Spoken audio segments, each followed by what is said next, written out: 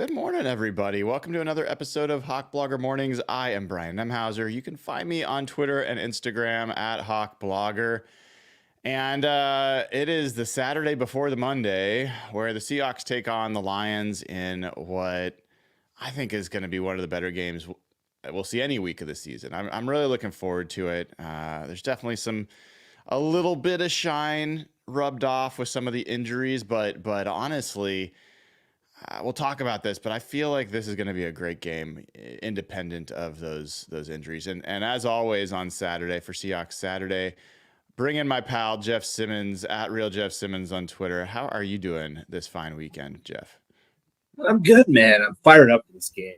I just can't believe it's week 4 already. I remember just being with you felt like yesterday in Seattle, getting ready for that week 1 game. And it always happens. The season starts, and all of a sudden you look, it's like week 9 already. I don't know if it's just me. The weeks during football season just fly by so much faster because there's Thursday game, the Monday game, sometimes Friday games. And it's like, all of a sudden, it's like, oh, man, I was just getting ready for that week 1, Macdonald, start of the era. And we're already deep into this thing. So this thing's just moving quickly, man. You talk about Thursday, man. Oh, there's a lot of football right now that is a hard watch, dude. And that was a hard watch on Thursday night. I mean, watching Daniel Jones underthrow every deep pass, watching the Giants kind of move the ball but not be able to make the plays that mattered and settle for 5 field goals or whatever it was. The Cowboys weren't able to do that much either, despite, having a franchise quarterback and a elite receiver. I don't know. It just was it was a little nauseating. It really was. Yeah, I'm one of the sick ones that watches pretty much every game. I know my wife doesn't love that, but if you're a Seahawks fan, you're like, oh, they played 3-0 and they played nobody. And if you're like me and you're watching all the other teams, and I have 3 or 4 TVs in my man cave, and I'm watching everything.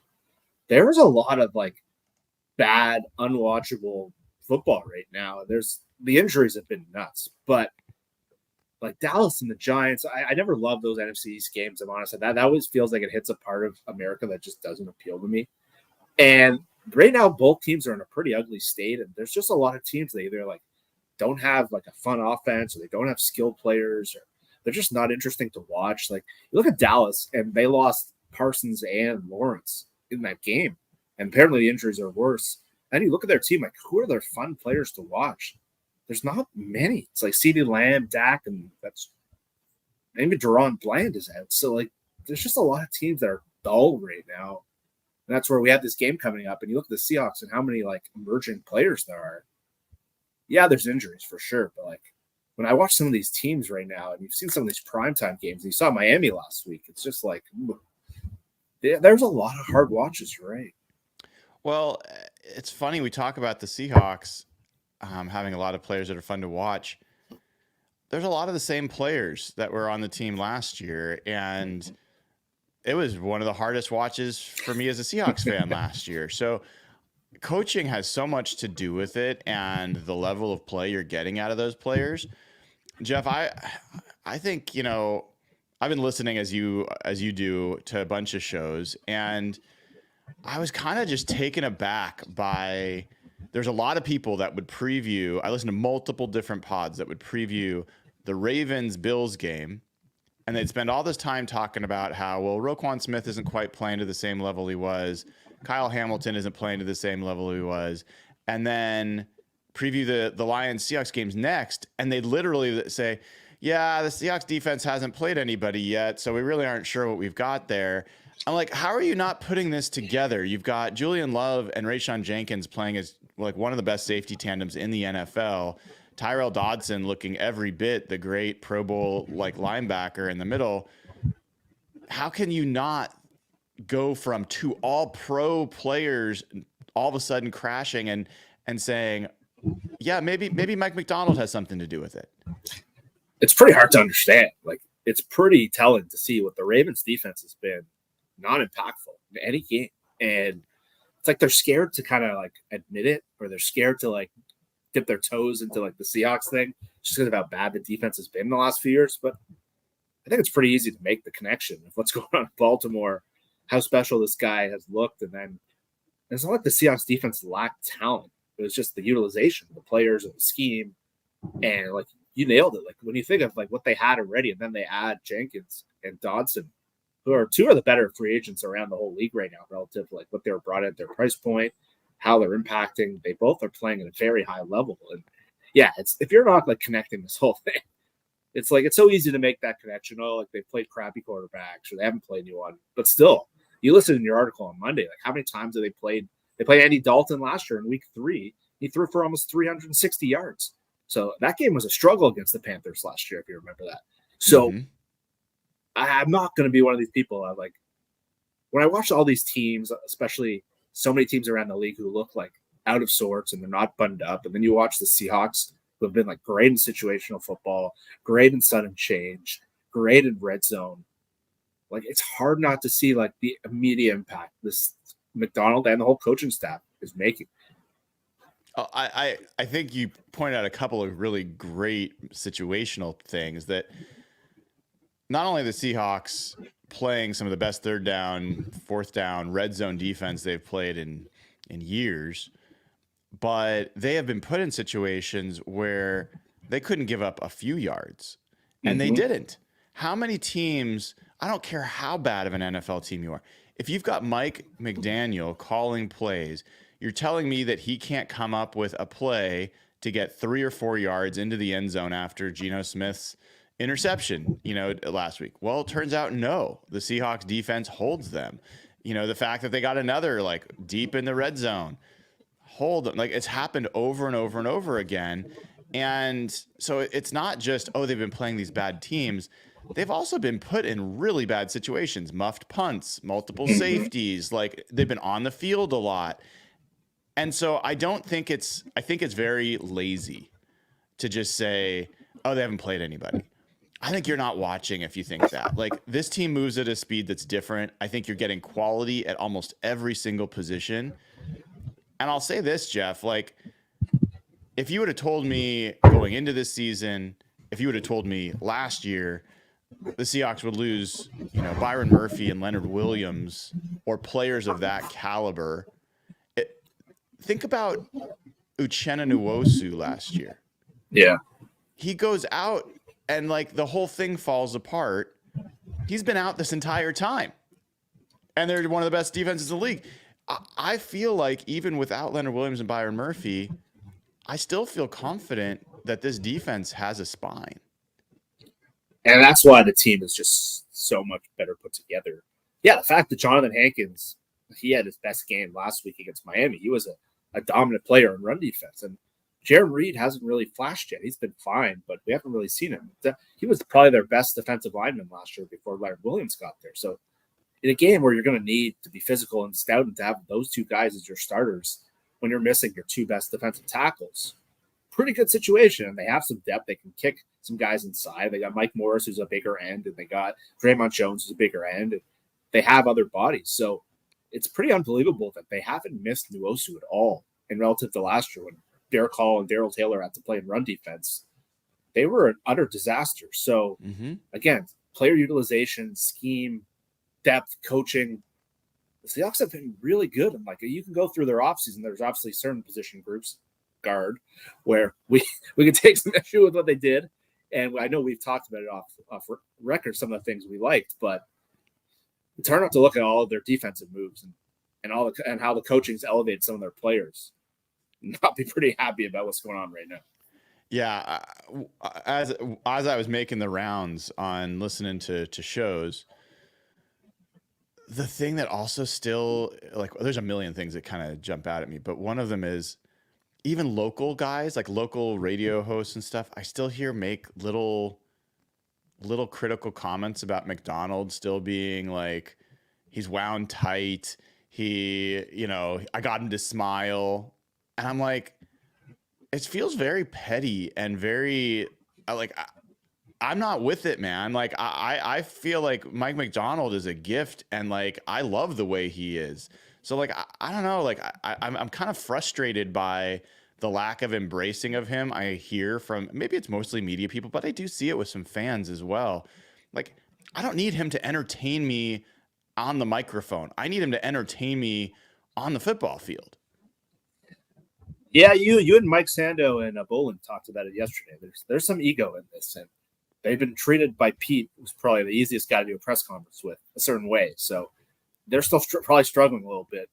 And like, if you think of like John Harbaugh's press conferences over the years, like, have you seen like a notable clip or like I want a well-coached team. I don't care how they talk to the media. Like Bill Belichick was the best coach of all time and was a prick to the media for years. And so, yeah, they were hard on him. But all the things I'm seeing on the field, that's what I care about. And like, I get the vibes. He's still like a pretty good dude. He's not like a Jim Harbaugh at his worst kind of guy. Like, I love everything I'm seeing. So if you're seeing like petty comments from the media, that's pretty disappointing because like it's hard to find a good head coach. It's super hard. And to go from like the best coach in maybe franchise history and plucking this guy out as John Schneider's first coaching hire, like I could not be more stoked about like the direction. I see some issues with the current team, but like the direction of the franchise with this guy, I could not be more stoked right now. Yeah. All right. Well, I want to do something with you, Jeff, before we start touring the league and talking about a bunch of other stuff. I want to do a quick segment of Guess the Stat. And this segment, like the show, is brought to you by FTNFantasy.com. Use promo code HBAM will get you 15% off a subscription to FTN and get you Stats Hub, get you DVOA data, gets you everything you need. I'm a subscriber. I highly recommend it. HBAM gets you 15% off, less than $8 a month. All right. Are you ready, Jeff? Yeah, let's do this.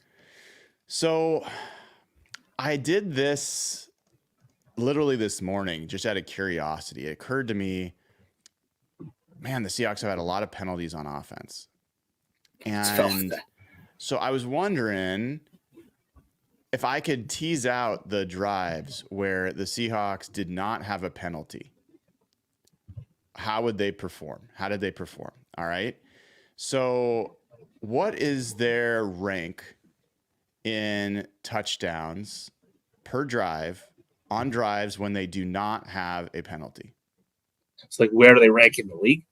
Where do they rank out of 32 teams in percentage of touchdowns per drive when those drives do not involve a penalty?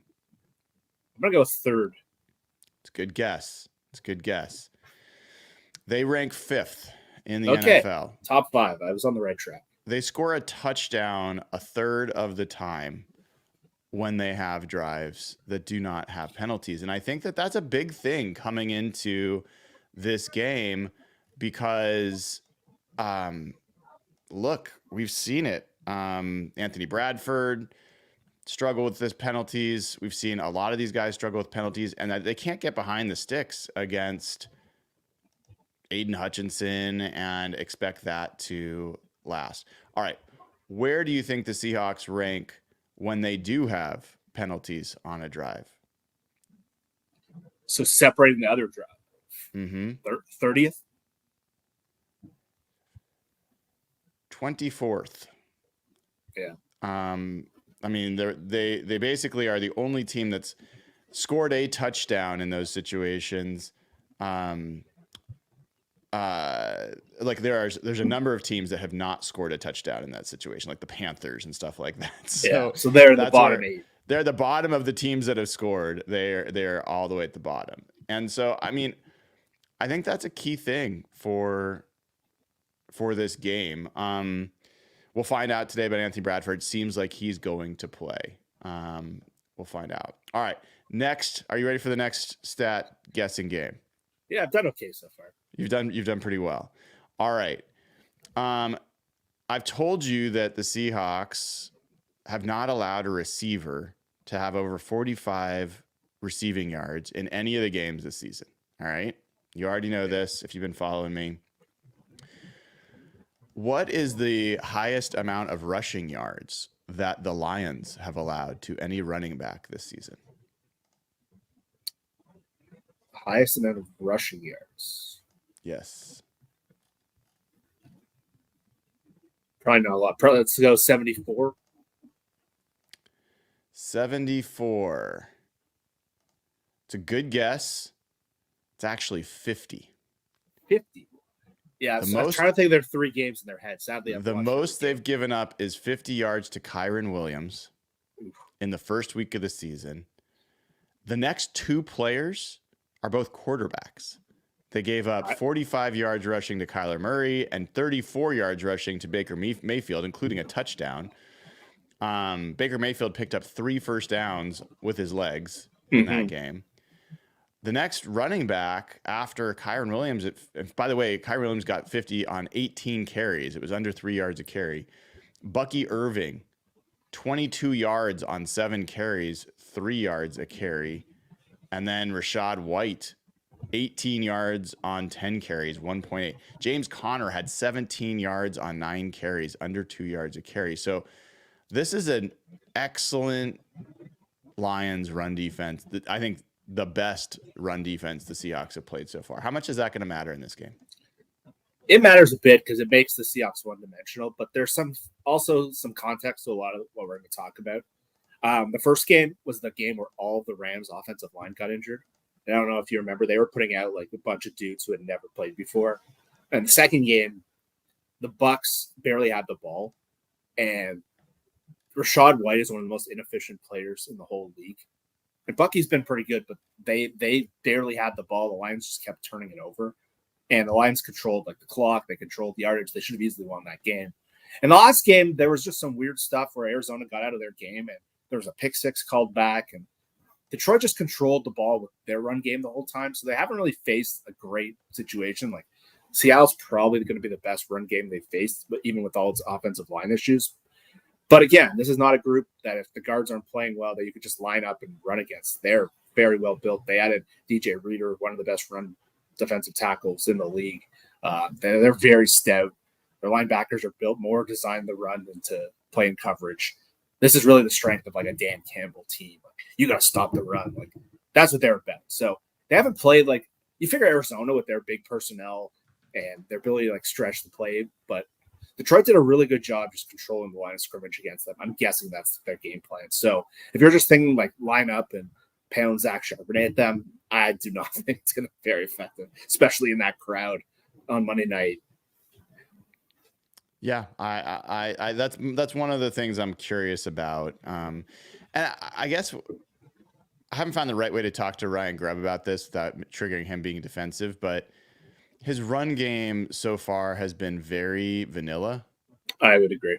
And one of the things I really liked about his run game in Washington is he was one of the guys that would, have orbit motion and like create these edges for his backs and a lot of misdirection. And I haven't seen that as much. And I don't know if that's because he doesn't trust his offensive line right now to block it the right way. I don't know if he just isn't ready, if he's not getting deep enough into his bag of tricks. But if you're just going to line up with an inferior offensive line and try to like move them off the ball, that's a little, I'm a little concerned about that. I'd love to see him get a little bit more creative with how he's getting rushing yards.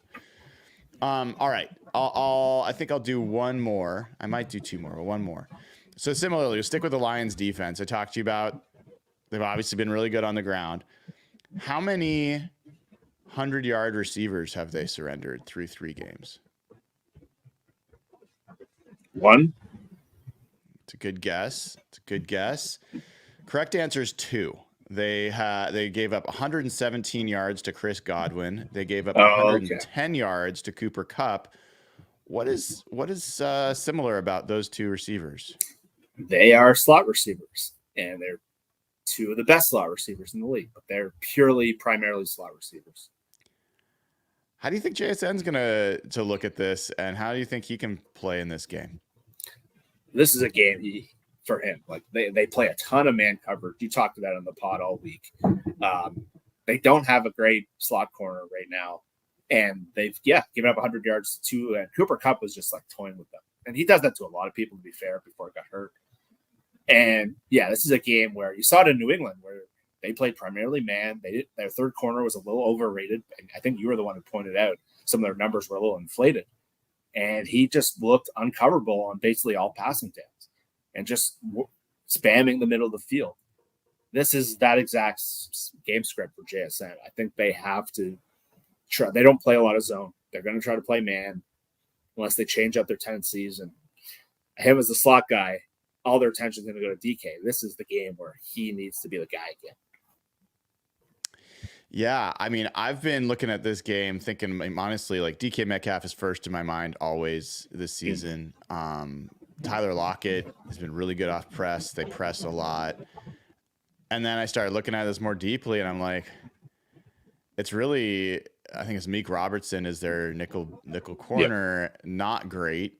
And he's been eaten up a little bit. And JSN, he didn't have a big game last week, but the chances he got, he looked fantastic again. Everyone was like, oh, he came down from week 2. I was like, I don't think so. I thought he was great in week 3. Yeah. So, yeah, I like that matchup. As far as outside receivers go, they haven't given up as much, like Tyler Johnson had 79 yards. Marvin Harrison Jr. had 64. Michael Wilson had 64, which is not bad. Those are both better games than any receivers had against the Seahawks so far. But they have not had an outside receiver really blow up. And so I am kind of curious if we're going to see as much from, Metcalf. I think we will. I'm like hopeful about it, but I am very curious about it. All right. Well, we'll call that good on our stat guessing game. Again, if you haven't gone over to ftnfantasy.com, use promo code HBAM. You will be a stat genius as well. Get 15% off. It's less than $8 a month. I'm a subscriber. You should be too. I think you'll like it. All right. While we were talking, we got a wonderful, generous gift from Italian Knight 78. Has gifted 10 Hawk Blogger memberships to the channel. If you want to get one of these free memberships, make sure you go to the channel and you have to click join, and then you have to turn on gifting, and then you might get one of these free memberships. It's all based off of how much you like, subscribe, watch. That's how YouTube decides who gets these free memberships. And if you get one of them, give one of them. Think about giving it, paying it forward to somebody else. Italian Knight, really, really appreciate it. Thank you for helping bring in more people in the community. So we'll come back to this game, but let's kind of walk the league a little bit, dude. Sure. What's top of mind for you right now when you're looking around the league? The 49ers. The 49ers. I don't want to get ahead of myself because I still think they're a super talented team. And they're like that team that if they get into the playoffs, like you would be terrified to play. But there's just some weird shit happening around that team. The injuries have been rough for them. The Brandon Ayuk stuff. I know they have some guys coming back this week, but they're just. I've been following them with a close eye. Obviously, it matters in this division, but I saw that like screenshot you put out the other day where like Dante Lee and can't remember who else was just said like they took their shot and now they're like the 1990s Utah Jazz. I'm not willing to go that far yet, but like there are some things there that are not looking too promising, especially defensively. So I think the problems there are real. Yeah, they had 2 guys go out on carts in practice this week. One of them was Jordan Elliott, who is meant to replace Javon Hargrave. It seems like they got better news on Elliott. He's got a toe thing, and he was limited in practice, so obviously that's not as bad. The other one was, I think, Robinson, their linebacker. He was lost for the year with an ACL injury. And some people have been asking for him to start taking snaps from Devondre Campbell, free agent they signed, who's been kind of a disaster so far, especially in coverage. Yeah, I mean, let's like peek ahead for fun. I mean, it's not that far away. A week from Thursday, they'll be hosting the 49ers. They probably won't have Christian McCaffrey. We did see Trent Williams go on the injury report. He was questionable. We'll see what happens with him this week, but I assume he'll be there. Deebo Samuel looks like he's coming back earlier than expected. Brandon Ayuk will probably, another couple games under his belt by then. Hopefully, from their perspective, get on track. With what you know of these 2 teams right now, what's your kind of take on where the Seahawks stack up with that team? The big question for me is just how good is their defensive line outside of Nick Bosa? Because when you think of the 49ers, obviously you think of all their skilled players that they've added in the last few years. But what made this team so terrifying in the last few years, and even when like we competed with them with Russ, was when they had Armstead and Buckner, and like their line would just destroy you. And Bosa's still all pro level, top of his game. But now you take Hargrave out, and it's like, who's left there? And if Seattle had a better offensive line, this would be a position they could really exploit, and some teams will. Like Detroit really got them in the playoffs. Same with Green Bay. We started to see cracks last year. And so if the defense, if Macdonald can give them trouble like he did last year, that was the game that kind of put him on the national map in that Christmas game. And if they can kind of slow down, because Brock Purdy is playing ridiculously well, and seeing him play really well when all those players were out was a little discouraging. That gave a lot of our best shticks.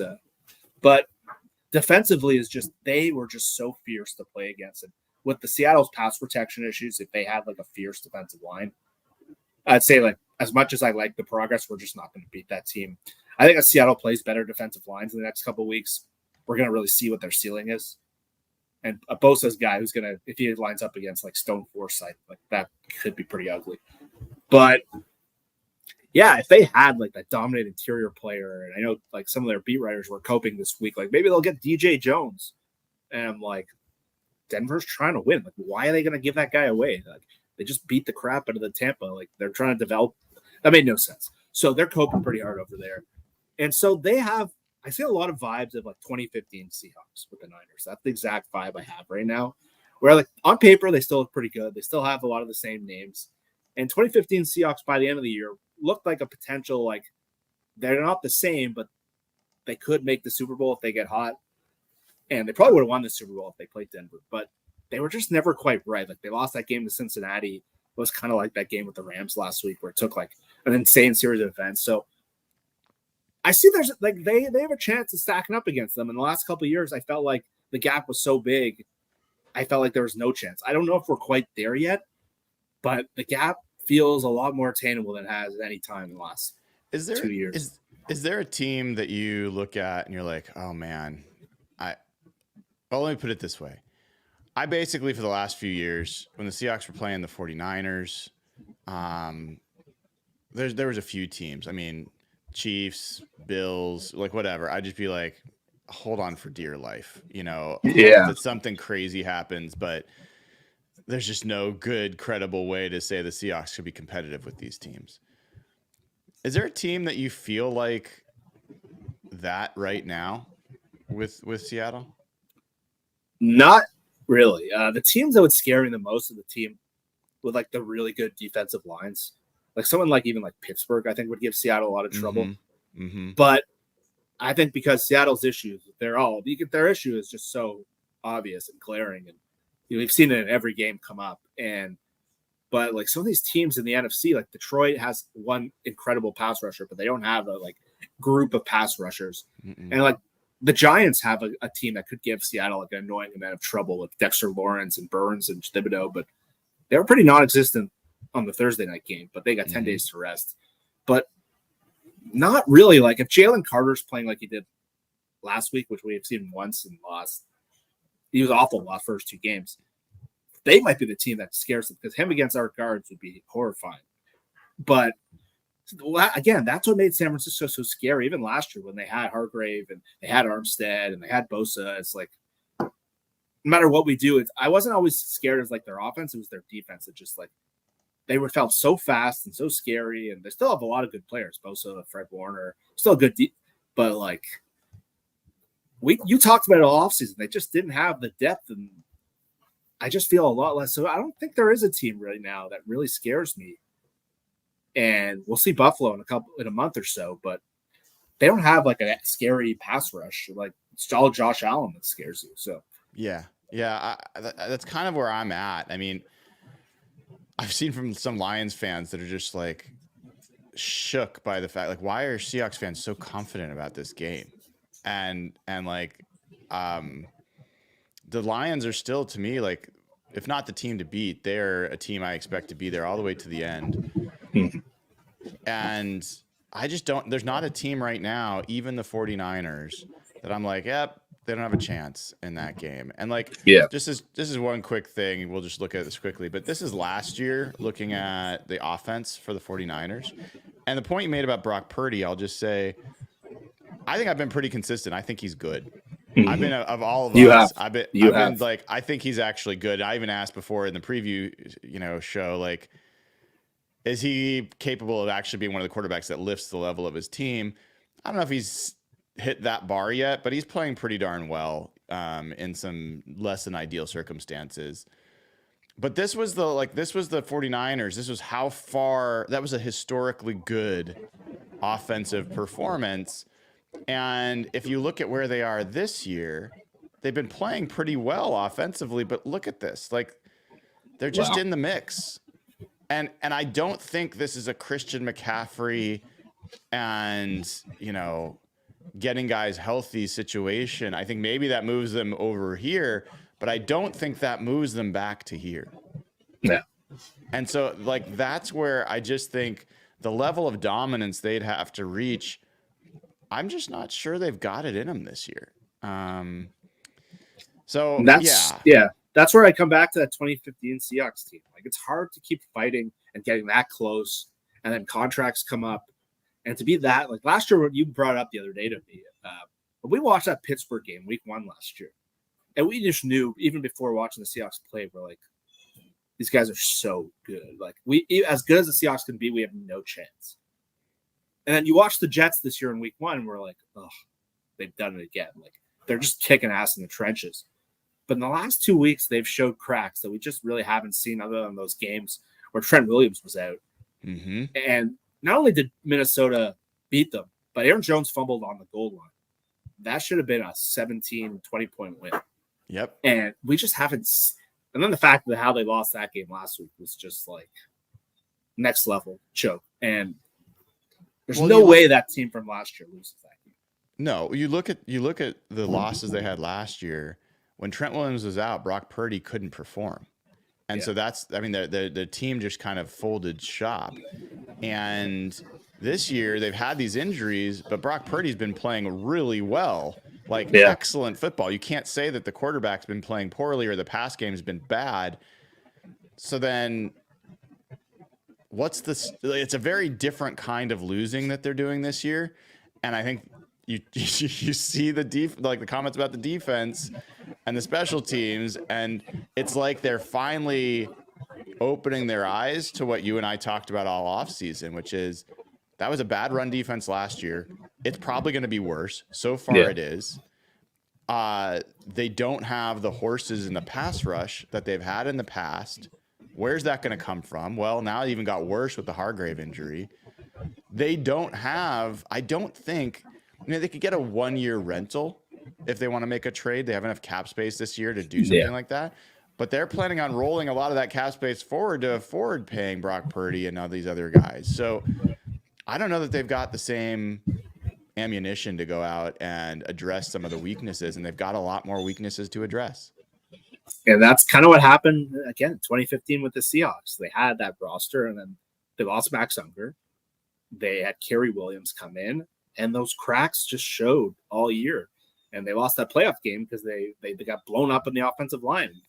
I see a lot of similarities where, again, on paper, nobody would have wanted to see the Seahawks. They rolled Arizona, who almost made the Super Bowl, like in week 17 that year. So I see a lot of similarities with the young quarterback and the team that's kind of missed the window. The Seahawks at least won, but maybe this will prove me to be an idiot, but I see so many striking comparisons between that. Yeah. Yeah, 100%. We got a couple super chats. Let's get to detail-oriented. Hey, Bobby, good to hear from you, man.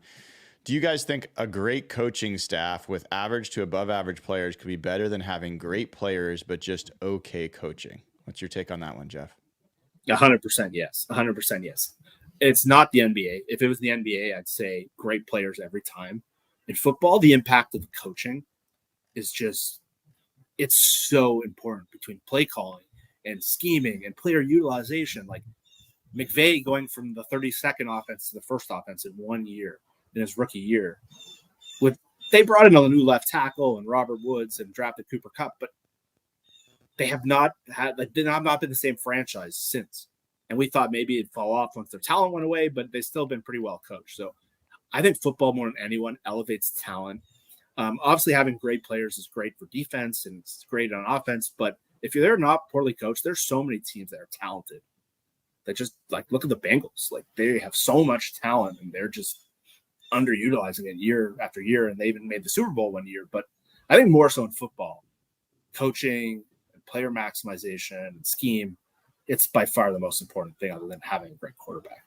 Yeah, I 100% agree. And player utilization is such a big deal. And then being able to be a guy that can adjust and scheme and game plan week to week, quarter to quarter, series to series.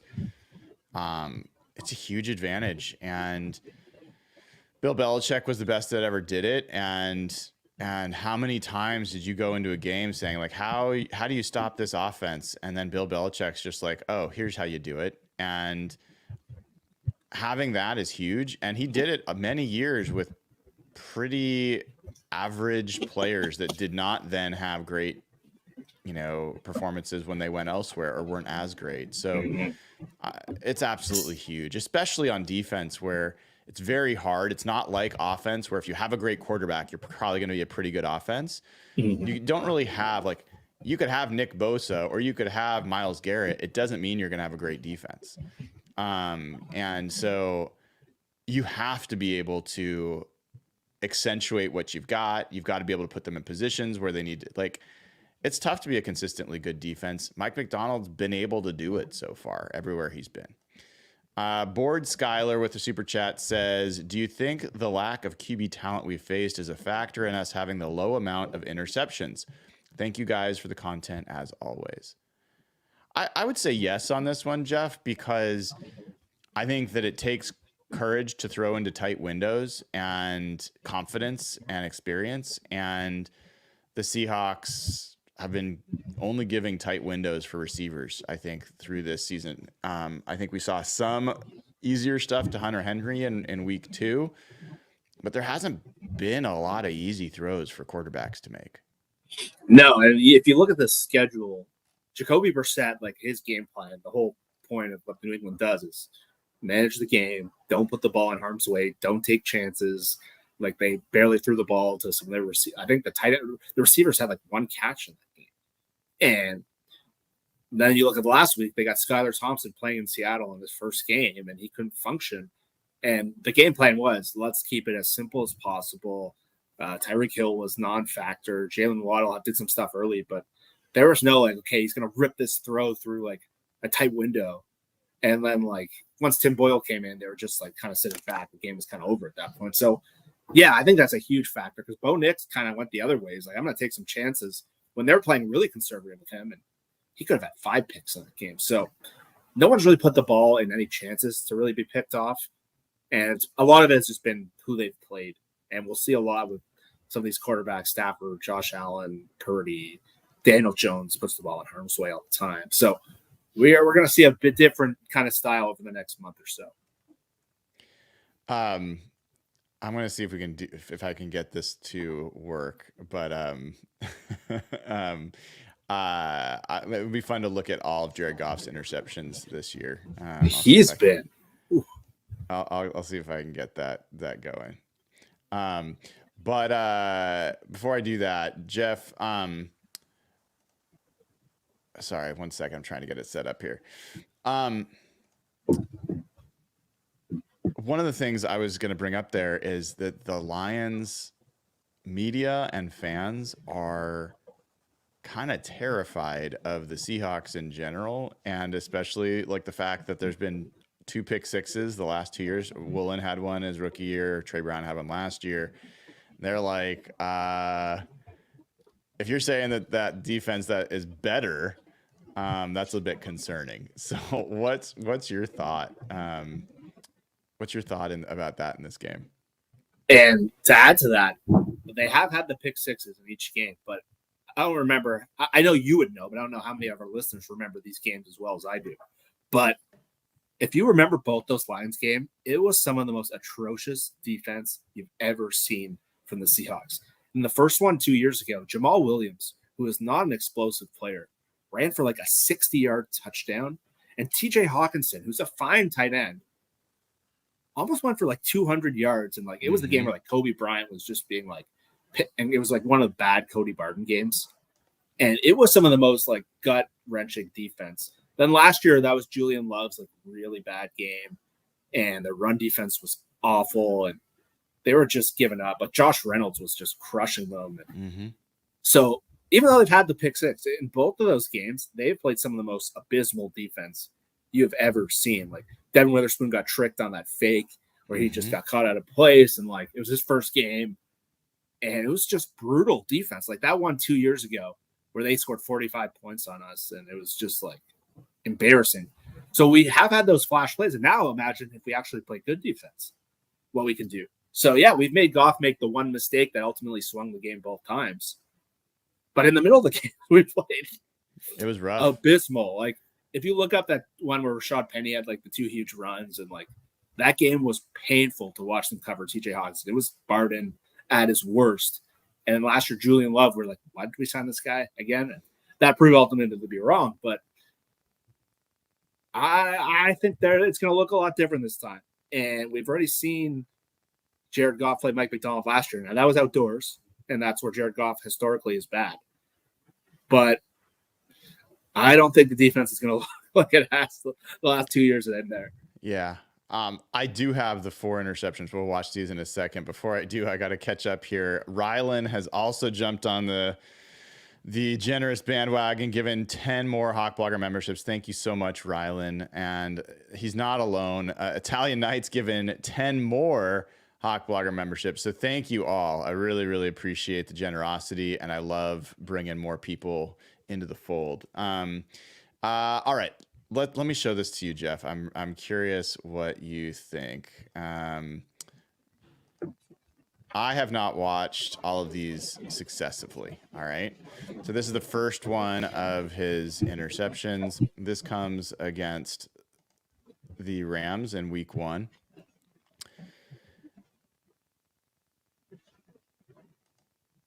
And that's a pretty tight window throw.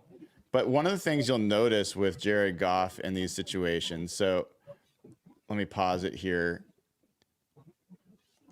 So his first read is right here. And it's gummed up, right? So when he has to come off his first read, this is when I've seen, we'll see it in the Arizona game. He just kind of tosses it without necessarily, he just trusts that it's going to be open on the second. So then second look, he thinks it's open there and he can get it in. DB beats him to the punch. All right, so that's interception number 1. This is interception number 2. This is against the Bucks. This is early in the game. He just, yeah. I mean, that is an awful throw, dude. Yeah, it's not under pressure either. No, I don't know what happened here, but like, there's a little bit of pressure. I mean, but the ball's already released, and I think he's going here. I don't know, but it goes dead in the middle. I guess he's going here, and you could argue that Jameson Williams did not like run his route that well. Maybe that's what happened here. If we watch, I think it's Jameson Williams here. He kind of, that was illegal contact. Yeah, probably. That should have been illegal contact, but still, that was a pretty awful throw. I don't think it would have been anywhere near Jameson Williams. That's 2. This is his 3rd interception. This is close to the red zone. I don't think I've seen this one yet.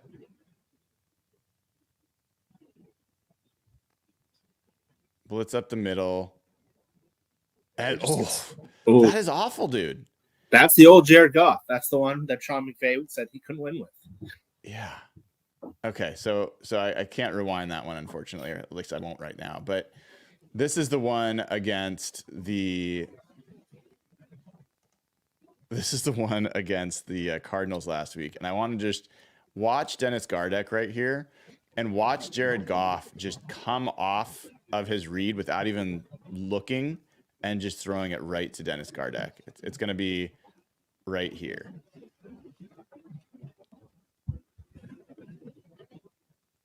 I mean, these are So bad. there's another one. So do you know what happened in the game last week? No. Goff threw a pick 6, but the ref deemed that the 2-minute warning had gone off. And Really? blew the play dead. On replay, he got the snap off on time, and he threw a pick 6 that was awful. And it was a big part of why they won the game. I don't know if you'll be able to find it on there because it's technically not a play. But on replay, they showed he actually snapped the ball before the 2-minute warning. You might have to go on YouTube to find it, but No, I think I can get it. I can get it. Hold on. Yeah. I don't know if it will actually count as a play, though, because it never technically happened. So let me see. It was right before the 2-minute warning in the first half. First half, yeah. Because they might deem it as not a play.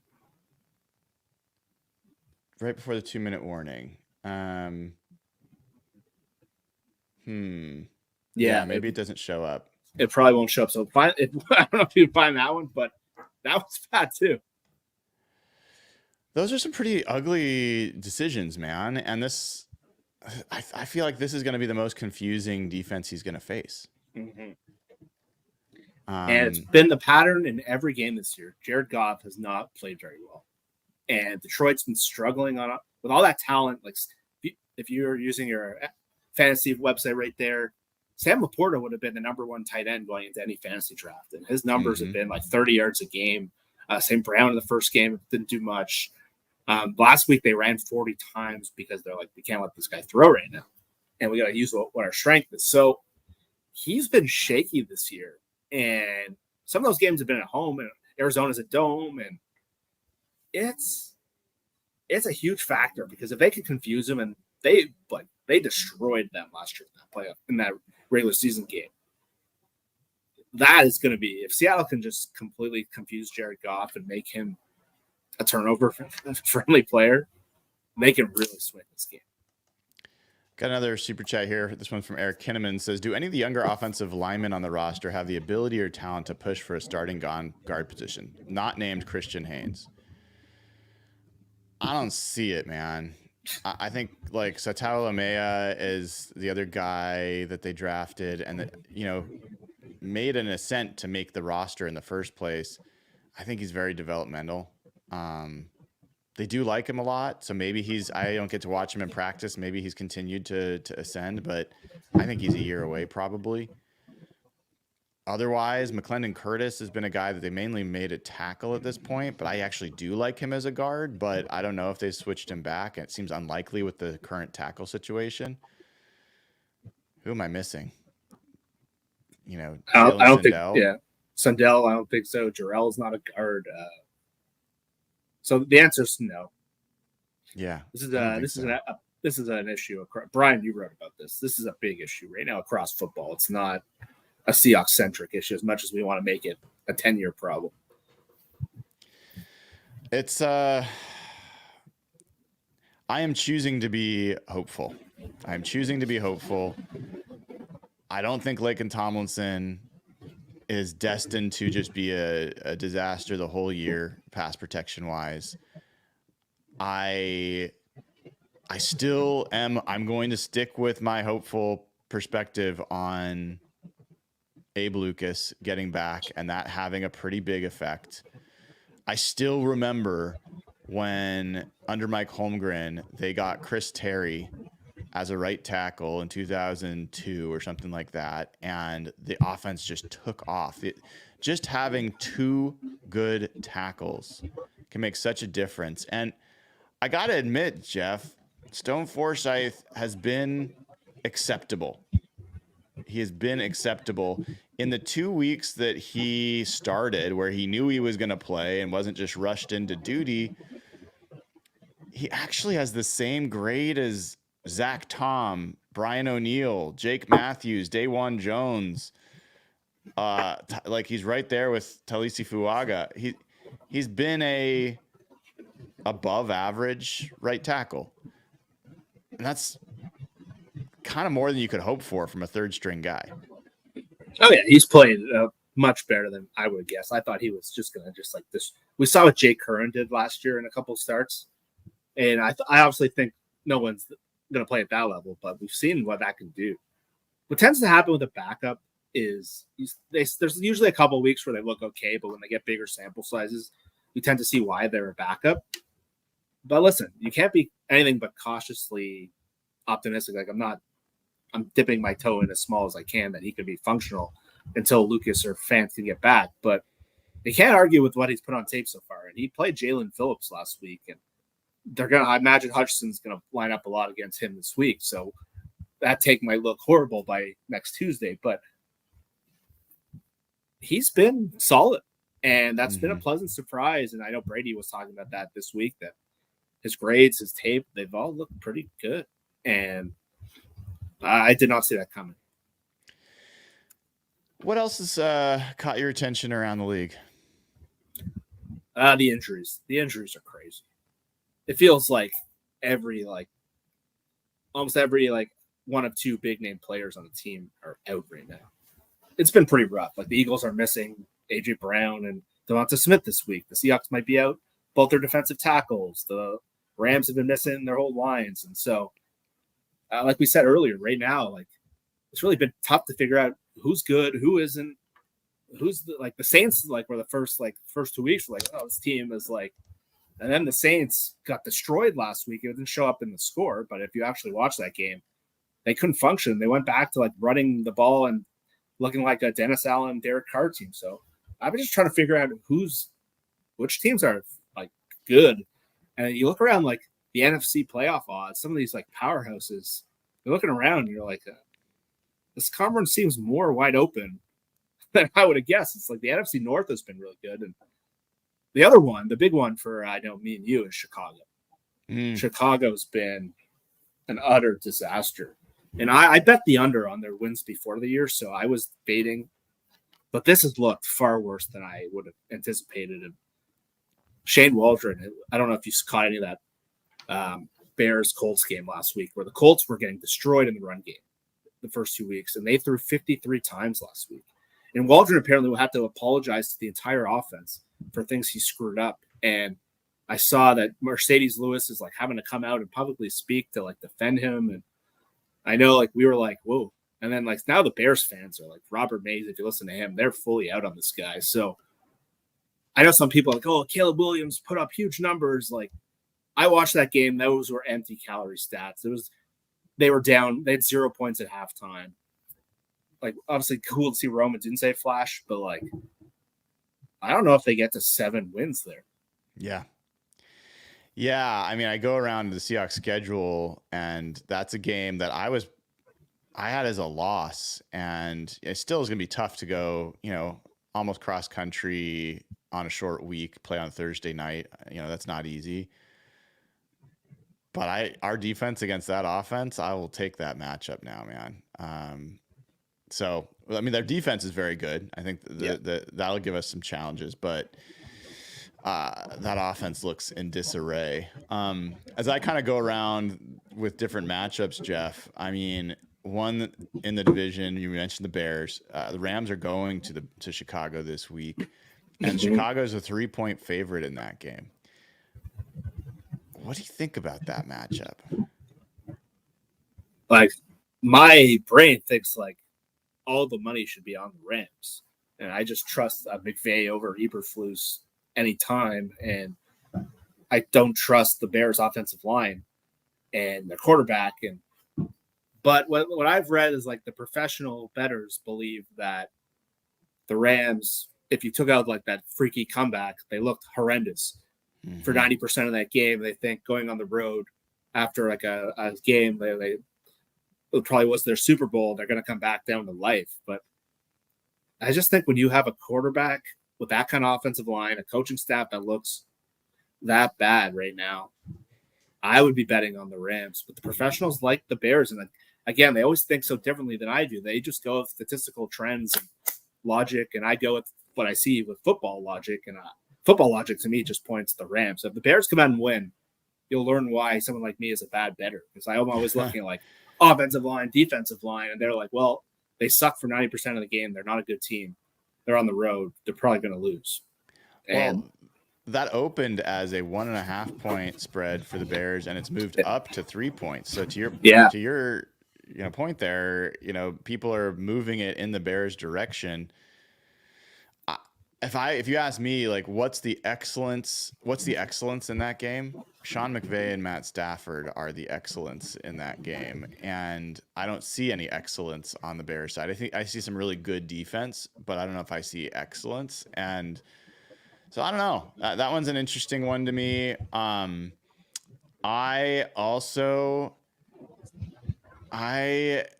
There's some curious, like, I don't care about the Eagles Bucks. Like, I will not watch that, but it is in Tampa Bay.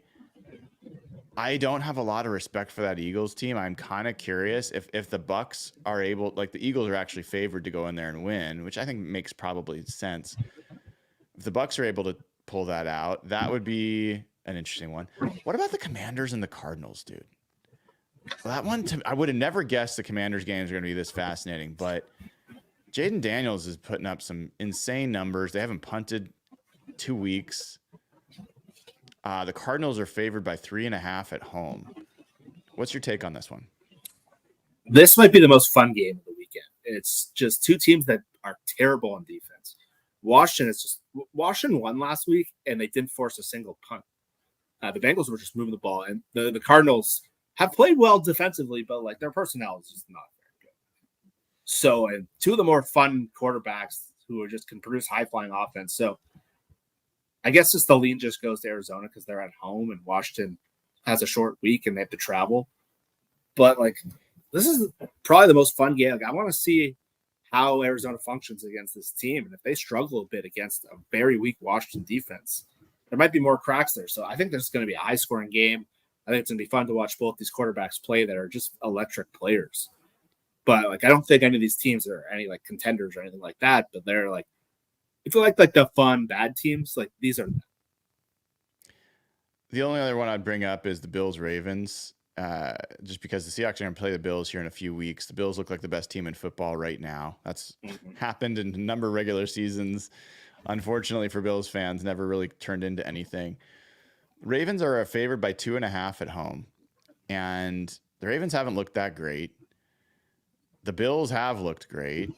Are you a little surprised about that line? Shocked. I don't understand it. I think the Bills. This is where again my football logic tells me, like, everything you've seen just shows the Bills are in a totally different class than the Ravens so far. But just statistically, the way professional bettors or line makers work is the Bills had a short week. They have to play outdoors on the road in Baltimore. They've struggled against like some defensive teams in the past. It's just so. It was like last year. I remember we were playing the Lions last year, and the Seahawks were at 2 tackles, and me and you were like, "There's no way they're going to win this game." And I remember listening to a podcast and like, the Seahawks are going to win because the Pete Carroll teams, if they get blown out at home in week 1, they always win the next week. And we're like, they have no tackles, and then they go out and they beat the Lions. It's like there's such a different way of thinking. So my logic again says the Bills should be the favorite team. I would probably bet the Bills, but maybe I'm overcorrecting just seeing them just completely unravel that Jaguars team. And that game was just a complete. I think that's the game that's going to get Doug Peterson fired now. I think he's a dead man walking. But when I look at Baltimore, they haven't played well defensively. They don't really have much of a passing game. I think Josh Allen's just been significantly better than Lamar. But we'll see. We'll see if I'm wrong here, because this is like that Rams-Bears game where I'm like, I'm going to take Josh Allen, but we'll see. Maybe this is a game where Derrick Henry takes over the game and the Bills' defensive issues get exposed. The only other thing I had meant to bring up with you, and this is jumping all around, but I heard this listening to one of the Detroit podcasts, and actually it was also on Mina Kimes' podcast, but with Nate Tice. Apparently the splits when Frank Ragnow doesn't play for the Lions are really stark. Have you heard about this? They're massive. They're massive. They're I think they're the best offense in the league last year when he played. I think they were like in like the low 20s when he was out. Because I don't know who their backup is. I don't know if it's Graham Glasgow or if it's the third string guy, but they were a completely different offense because just so much of their offense comes out of running the football, and they're really strong on the edges. Their tackles are really good, but interior, they don't have that dominant. Like Kevin Zeitler's solid at this point of his career, still getting up good grades. But now you take out a guard. Their left guard is not like a dominant player. So those two tackles in the center. And if you put someone who can just get blown up at the point of attack, it can mess up any offense. And we've seen it firsthand with the Seahawks. When you have a bad center, what it does to an offense. It's unfortunate that Byron Murphy and Leonard are probably not going to play this week, because that would be a huge advantage, because Hankins isn't really like an interior disruptor. Reed has been at times, but that's not really his bread and butter. But yeah, the numbers are stark. And I saw a tweet when he first announced that he might not play, and that's popped off the screen. Well, I mean, they're not putting him on IR as of now, but he's not going to play in this game. We know that. We know that Sam Laporta is going to play. Dan Campbell mentioned that this morning. That's not a surprise. Laporta was reported to have a low ankle sprain, not a high ankle sprain. It's kind of like a rolled ankle from basketball kind of injury. Usually you can tape those up. It might affect his explosion. It might affect his lateral agility, that kind of thing. But I think he'll be there, and I think he's a big part of this game, because if the Lions are able to run the ball effectively, I think the tight end just becomes such a huge part of, the line, putting the linebackers in a lot of stress. So as we kind of close here, Jeff, you've had time to look at this. I think you predicted a Seahawks win back on Wednesday. Anything shifted your perspective, made you more or less confident as you've listened to more about and thought about more of this game?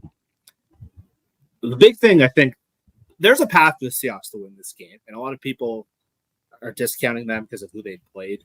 But with the man coverage thing, with the ability to confuse Jared Goff, and Shane Waldron, for all the stuff I crap on him, he actually had a really good game plan the last time they played. Mm-hmm. They used those heavy tight end packages, and they were creating easy routes. There was one to Parkinson after a turnover.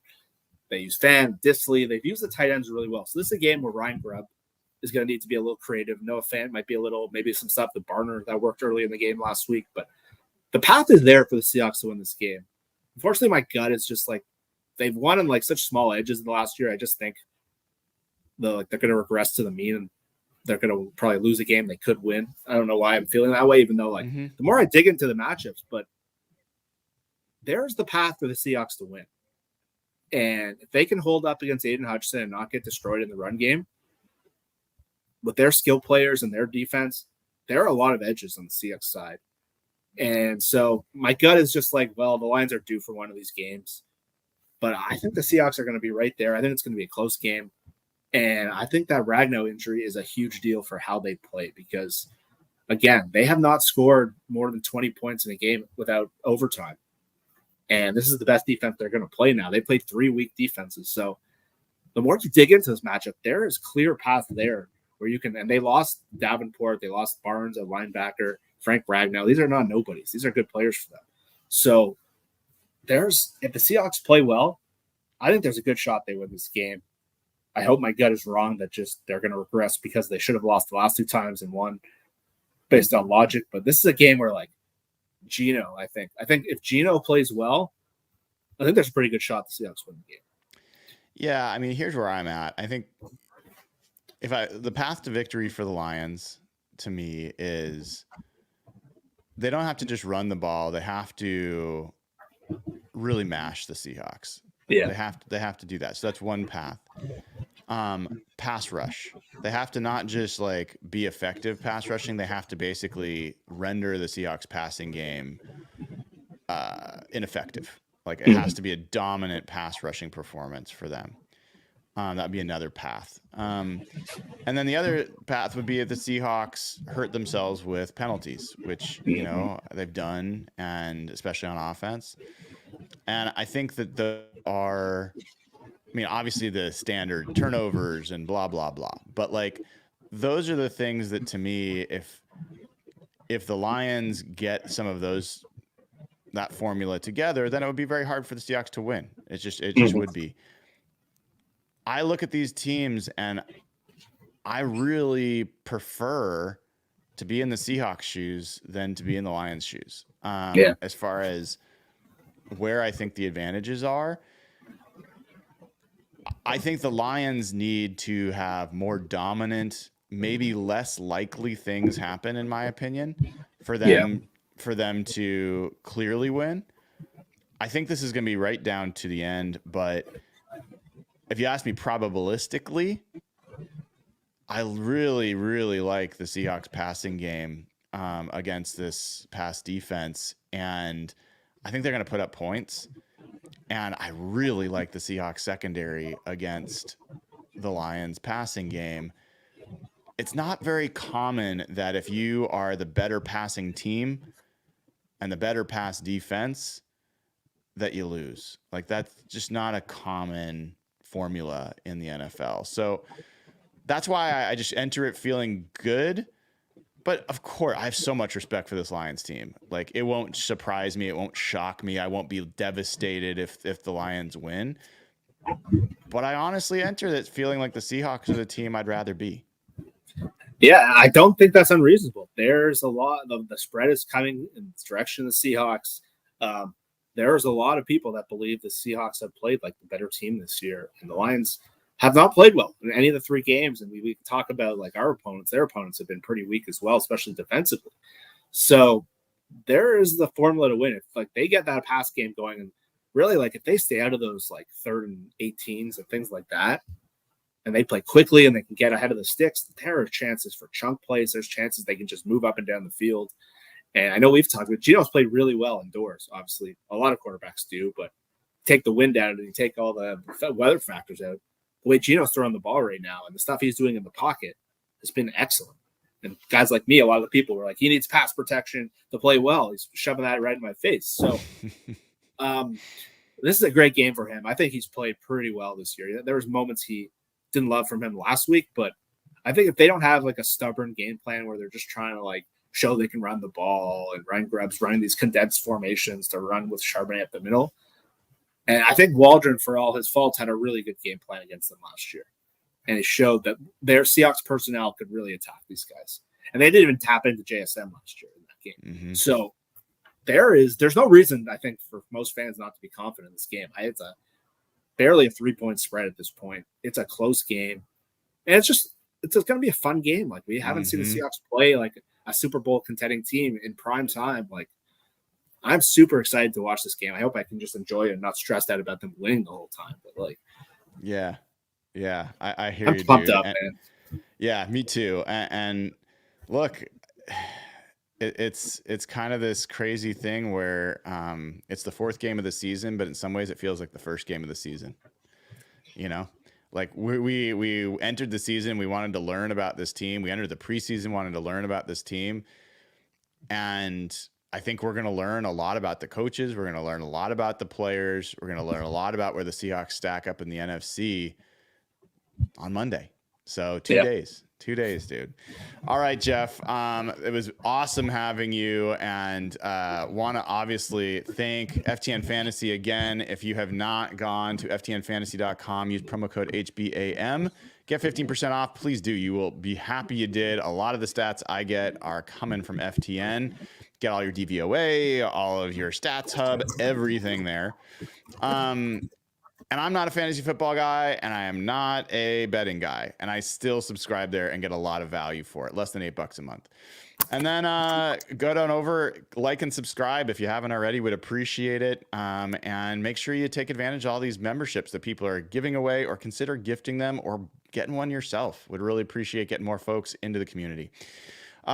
Jeff, have a wonderful rest of your Saturday. That was Jeff Simmons. Follow him at Real Jeff Simmons on Twitter. I am Brian Nemhauser. You can find me on Twitter and Instagram at Hawk Blogger. And this has been episode 188 of Hawk Blogger Mornings. I will see you all probably at like 7 a.m. tomorrow morning for 189 as I figure out what to do before I hop on a plane to Detroit. So I will see you all bright and early tomorrow morning. Take care.